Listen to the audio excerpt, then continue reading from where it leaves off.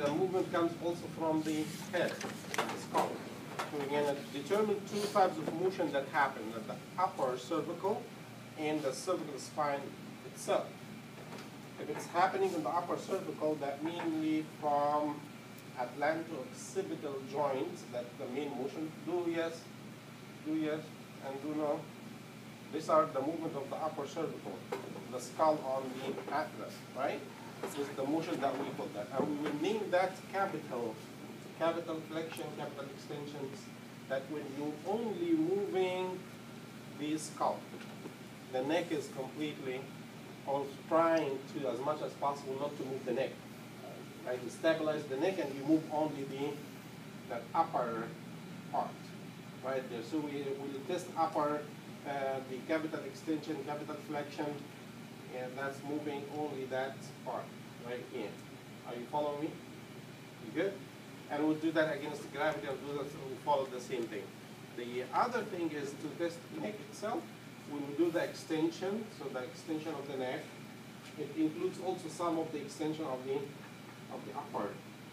So we'll do capital extension, cervical extension, and we'll do combined. We'll combine the motion, and we'll test them that way. Flexion of the neck will be all the way, not just nodding, it's not all the way to bend the neck through the full range. All right? That's the terminology of when we use capital flexion extension or cervical flexion or extension. Okay. Questions about that? All right. So I need to move that against gravity.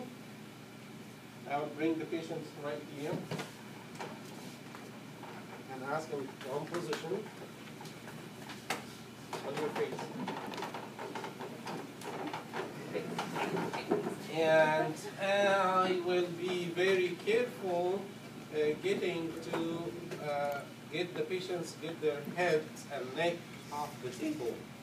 So put you on the side, you need to slide a little more, slide a little more, slide a little more, right here. So here is good position because the neck is free.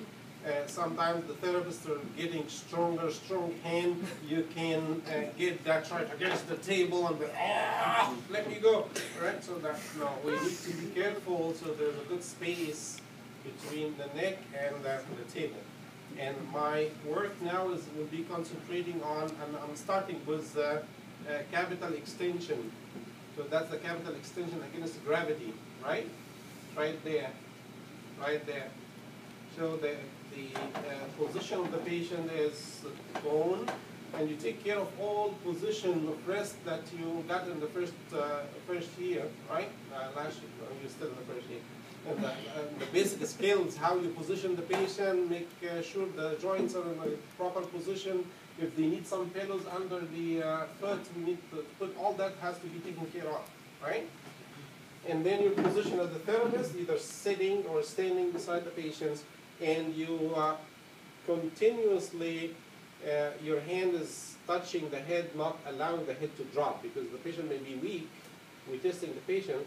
That's any time that you're getting the patients off the table, you got to be careful supporting the patient carefully while you're there. Okay? I don't want the patient to raise the head in this direction because this is a cervical extension. I only go down a little bit. Relax, a little more. There you go. So the patient is pointing there. I want you to look at the wall in front of you, right there. And go back. See, my finger can be the leading to the indicator for the patients. Now again, the directions, ask the patient to look at the wall in front of you, right there. And your hand is just touching on the skin, on the neck, not pressing on it. Just not allowing that to extend. Again, you did good.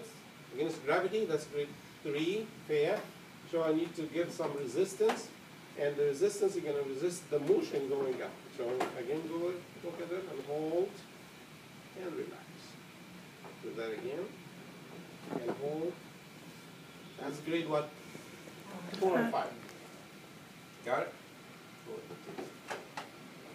So if you go in your book, you have your book in here. in page 15, if you look at that, you have the grade 4 and grade 5 which giving the resistance. You always do it 3 times? If they have